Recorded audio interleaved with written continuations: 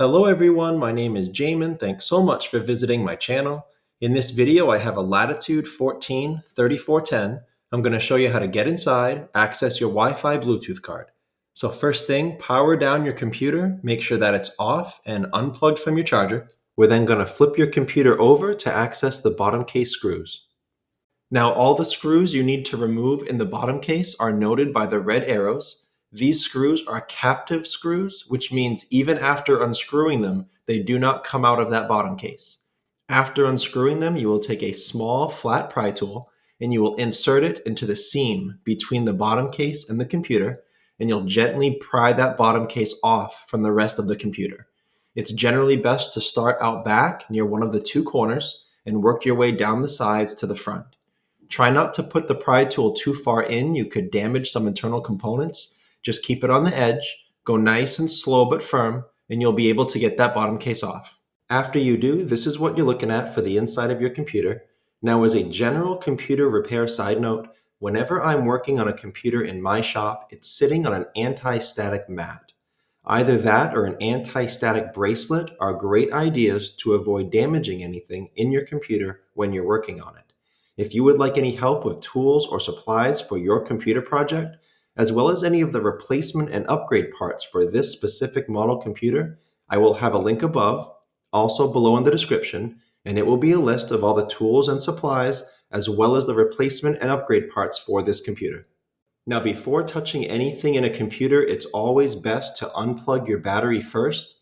Computers are safer to work on when as little power as possible is running through them. The battery is held in by screws next to the red arrows and plugs into the motherboard near the blue arrow. To unplug it from the motherboard, you would pull the plug down out of that port. However, be careful when pulling on wires or cables in a computer. If you pull too hard, you could damage them, and sometimes you could pull them right out of the plug.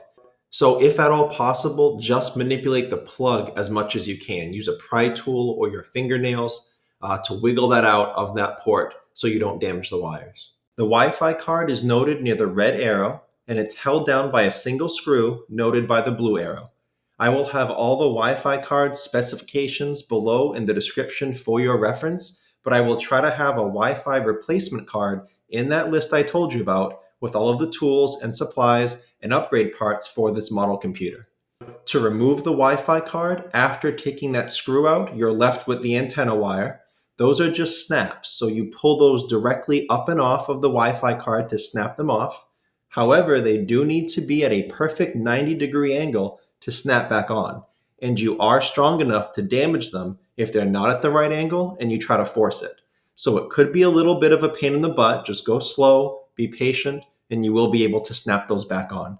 I did want to quickly add too that if you cannot access your internet options, if you cannot see the Wi-Fi network options, that's probably not a Wi-Fi card issue. That's probably a system driver issue. I will have a video tutorial link above, also below in the description, and that will show you how to remedy that situation if that's why you're here. And lastly, as long as you're in your computer, check out near the blue arrows, this is your RAM. RAM is a large part of your computer's speed and performance ability, and this computer has a good amount of RAM upgrades available. If you want more information on how to upgrade this RAM, check out the video that pops up when this one's done, and I'll explain more about that.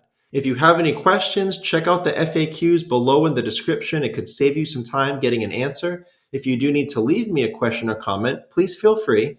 I try to check those a couple times a day at least. Thanks so much for watching, everyone. I look forward to seeing you on my next video.